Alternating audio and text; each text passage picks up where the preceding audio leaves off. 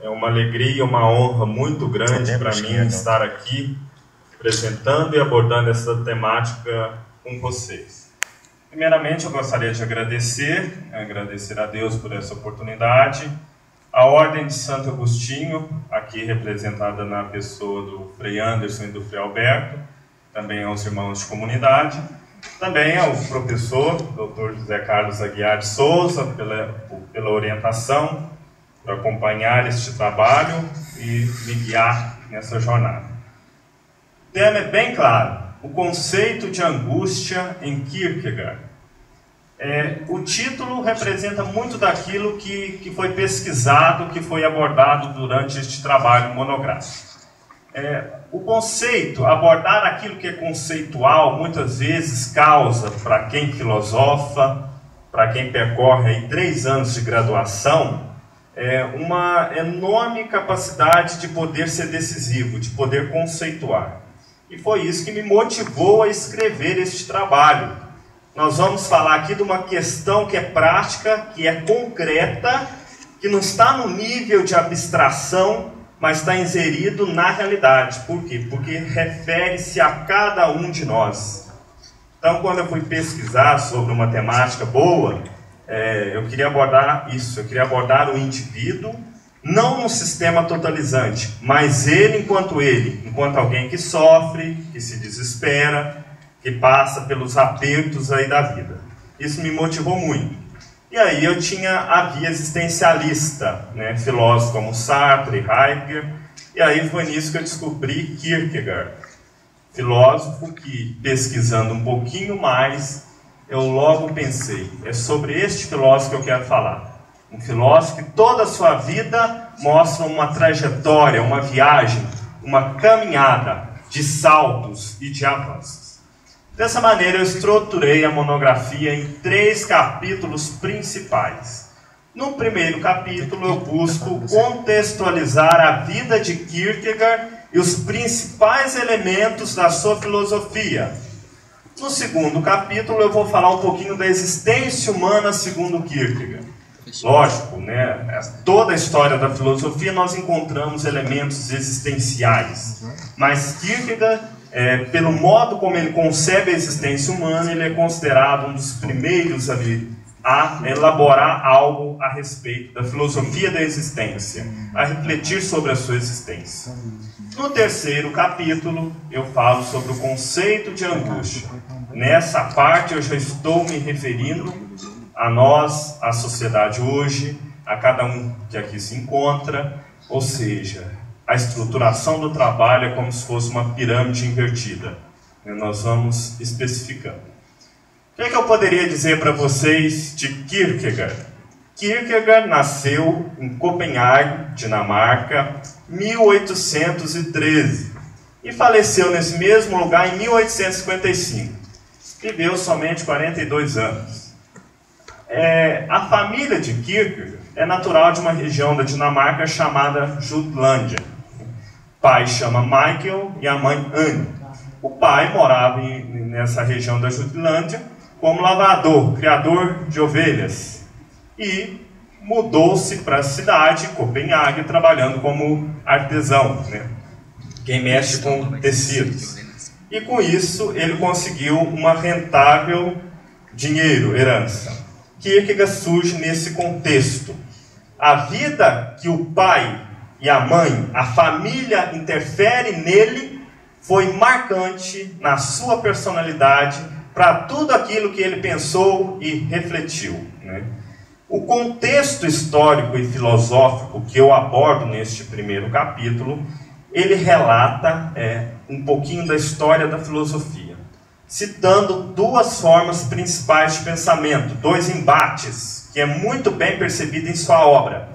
O iluminismo, de um lado, né, que nós temos uma razão objetiva, e do outro, o romantismo, que Kierkegaard trabalha muito, principalmente na obra O Diário do Sedutor, onde a sensibilidade, a estética, é algo muito presente naquela época. E também, no contexto filosófico, cabe citar o quanto Hegel e suas teorias estavam em voga naquela época na Dinamarca, né? Então, esse contexto foi fundamental para Kierkegaard e o seu pensamento. As ideias que a ele chegavam contribuíam para aquilo que ele escrevia e pensava, o modo como ele compreendia a realidade. Mesma coisa hoje. Ninguém aqui vai refletir sobre um evento totalmente passado em si, mas uma perspectiva da realidade hoje a partir de um passado que está presente, né? E que justifica muitas coisas que hoje nós temos. Vou citar agora alguns fatos da vida de Kierkegaard que são presentes e característicos em sua obra. Primeiro, foi um grande terremoto que ele cita, ou seja, alguma coisa que marcou, que o feriu, né? E muitos pensadores acreditam que isso se deve ao fato de que ele descobriu que o pai tinha violado, né? Tinha abusado da sua mãe, que era na época uma empregada, né? E como naquela época, na Dinamarca, nós tínhamos como contexto religioso o protestantismo, em uma forma de um puritanismo exacerbado, né? Em que nós víamos Cristo crucificado, não Cristo que salva. A trajetória do homem deve ser o sofrimento, assim como Cristo fez. Então, as regras morais eram muito presentes e foi essa a educação religiosa que Kierkegaard teve. Então, quando ele descobriu isso, esse terremoto que ele fala em sua obra, que o feriu, que o marcou profundamente, é uma influência total que o fez ver algo errado que o pai fez. Outro fato também foi o noivado com Regina Olsen. Esse noivado, Kierkegaard gostava muito dessa moça, amava, mas ele rompeu o noivado poucos dias depois de noivar com ela, né?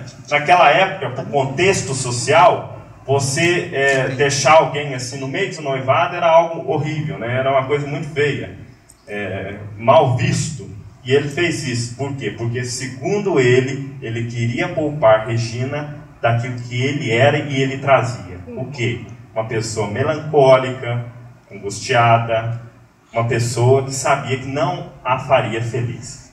Depois disso, Kierkegaard também passa por alguns momentos de crítica à igreja protestante, né? Ele critica porque, segundo ele, a igreja na Dinamarca, naquela época, estava se confundindo com o mundo, ou seja, ela estava vivendo um hedonismo a partir do mundo. Não esse cristianismo que ele aprendeu do pai, de sofrimento, de trajetória em que nós seguimos a Cristo, né? E depois desse combate religioso contra a igreja, Kierkegaard, 42 anos, falece. Uma observação muito importante nesse capítulo que me marcou muito é a trajetória melancólica, desesperada desse filósofo, né? Ele perdeu 7 irmãos, se não me engano, perdeu todos os irmãos, com exceção de uns, antes dos 34 anos. E como ele imaginava que ele também ia morrer cedo, né, e isso era um castigo de Deus, ele passou a aproveitar um pouquinho a vida boêmia de Copenhague, né? O segundo capítulo, nós vamos falar da existência humana.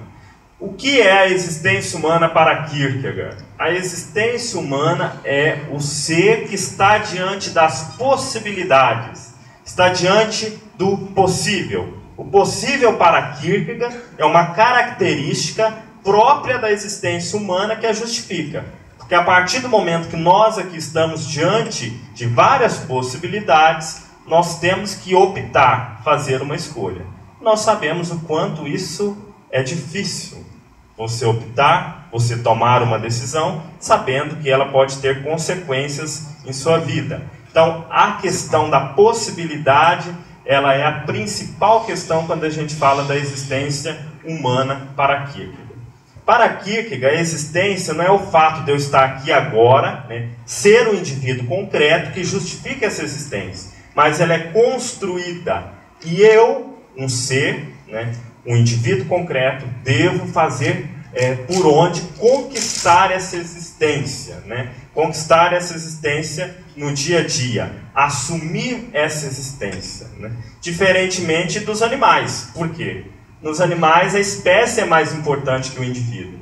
Para Kierkegaard não. Para Kierkegaard, você é um indivíduo concreto, você tem que ser olhado nas suas angústias, possibilidades, história de vida. E é isso que te define enquanto ser, enquanto tal, enquanto ente. Isso é muito importante. É a questão do indivíduo que conquista a sua existência, do indivíduo concreto aqui e agora, né? E essa existência, nós sabemos que nós estamos numa tríade. Para que, durante essa nossa existência, em nós estarmos diante de vários caminhos possíveis, nós somos um ser de relação. Relação com quem? Com Deus, conosco mesmo, consigo mesmo e com o mundo. E é a partir dessa relação que Kierkegaard traça um caminho existencial do ser humano, e nele justifica a existência. A partir dos 3 estágios da existência humana, segundo Kierkegaard. Quando eu estou em relação com o mundo, para ele eu estou no estágio estético. Em relação consigo mesmo, o estágio ético. E em relação com Deus, nós temos o estágio religioso. Eu, por exemplo, posso nascer no estágio e permanecer toda a vida nesse estágio. Não precisa ser algo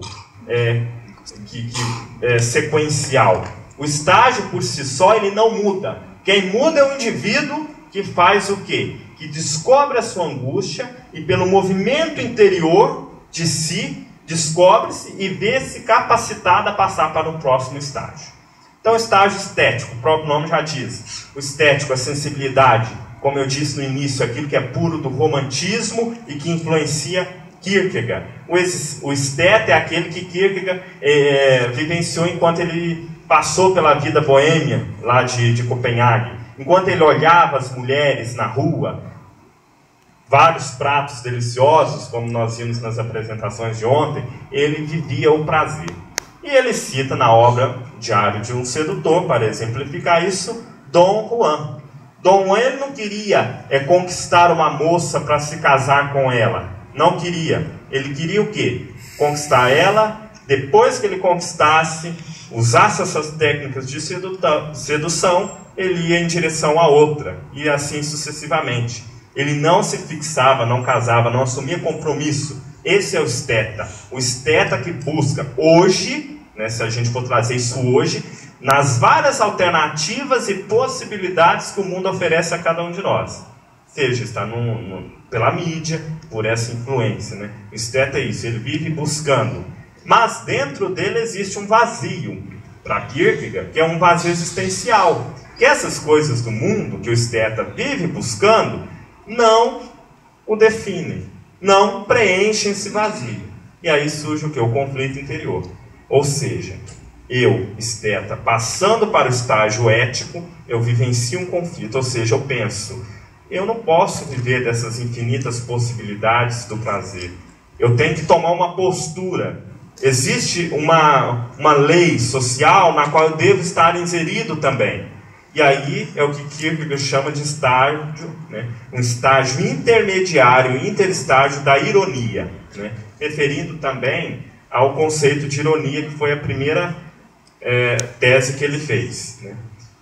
A ironia é isso, ela é uma presença em que eu me olho para mim buscando me descobrir e me tornar um homem ético. O que realmente é importante nessa vida? O que realmente tem valor para mim?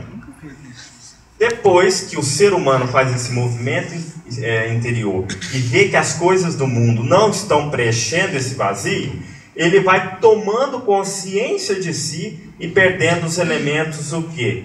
Estéticos que o mundo o oferece. Com isso ele pode dar um salto para o estágio ético. O que é o estágio ético? É a figura do bom marido.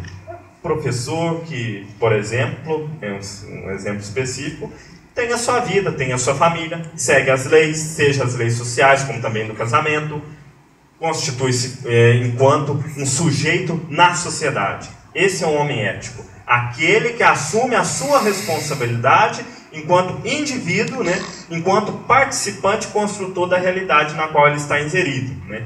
Então, o estágio ético, Kierkegaard vai demonstrar muito bem isso, e principalmente as questões relativas a esse estar na sociedade, às leis, né, aos conceitos morais que ali existem.